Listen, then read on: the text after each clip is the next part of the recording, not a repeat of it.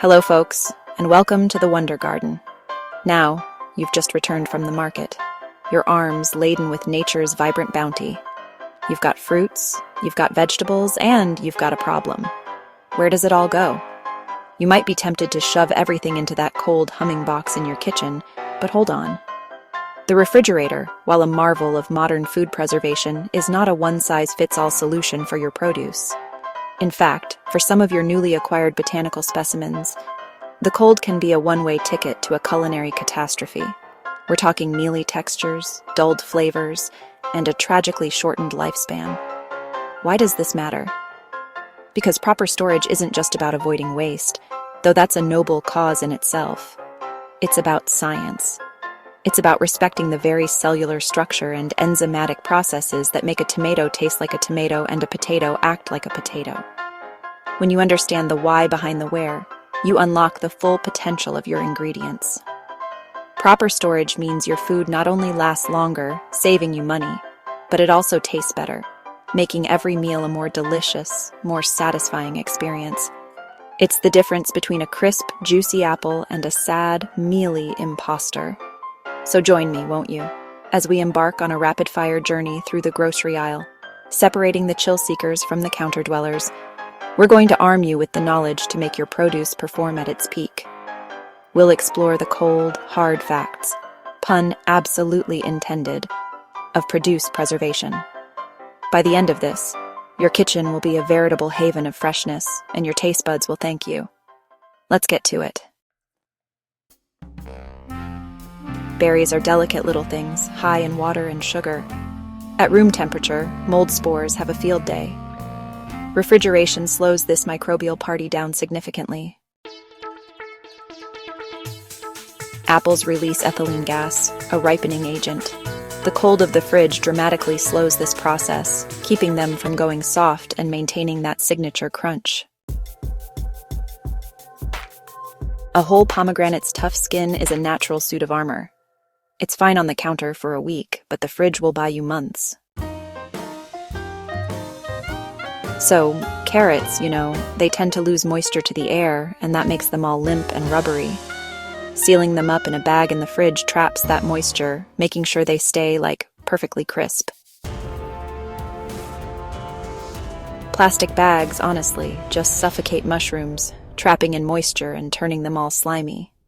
But a paper bag, it breathes, absorbing any extra moisture while still keeping them from drying out in the fridge.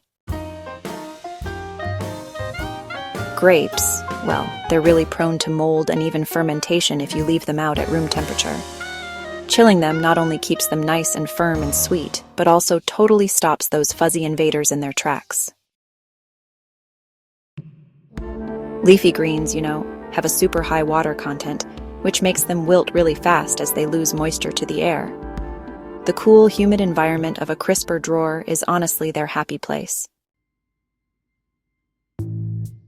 When it comes to potatoes, cold temperatures actually trigger an enzyme that converts their starches into sugars.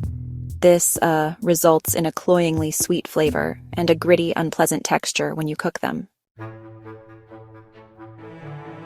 The humidity of a refrigerator, well, it softens an onion's layers and basically invites mold to move in. They actually need airflow, which is why they really prefer a basket over a box. So, citrus fruits have these thick skins that protect them just fine at room temperature. Actually, the cold can damage their cell walls, which leads to less juice and, well, not as much flavor.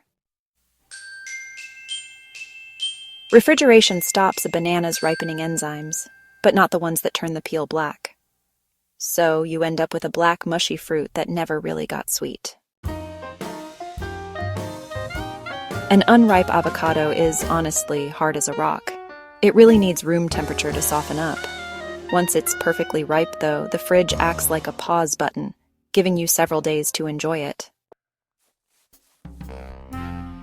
Garlic bulbs can, think the fridge is cool. Damp air is soil causing them to sprout. This process actually uses up the sugars in the cloves, making them taste bitter. Cold temperatures totally halt the enzymatic process that creates a tomato's complex flavor compounds. It also damages the membranes, which results in that dreaded, mealy, watery texture.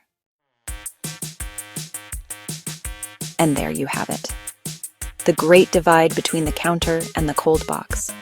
As we've seen, that simple decision of where to store your produce has profound effects on its texture, its flavor, and its longevity.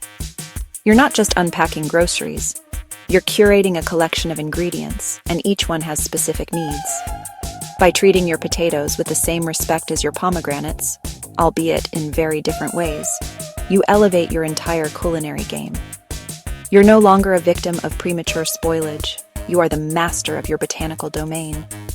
So I challenge you, take a look at your own kitchen. Are your tomatoes shivering in the cold? Is your garlic trying to sprout in the crisper? Making a few simple changes based on what you've learned today will pay immediate dividends in freshness and taste.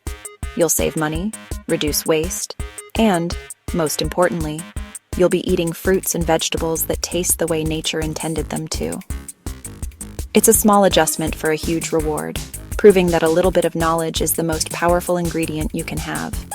If this guide has helped you see your refrigerator in a new light, consider giving this video a thumbs up. It tells us we're on the right track. And for more deep dives into the science of good food and a thriving garden, be sure to subscribe to Wonder Garden and ring that notification bell. Until next time, store smart and eat well. And eat.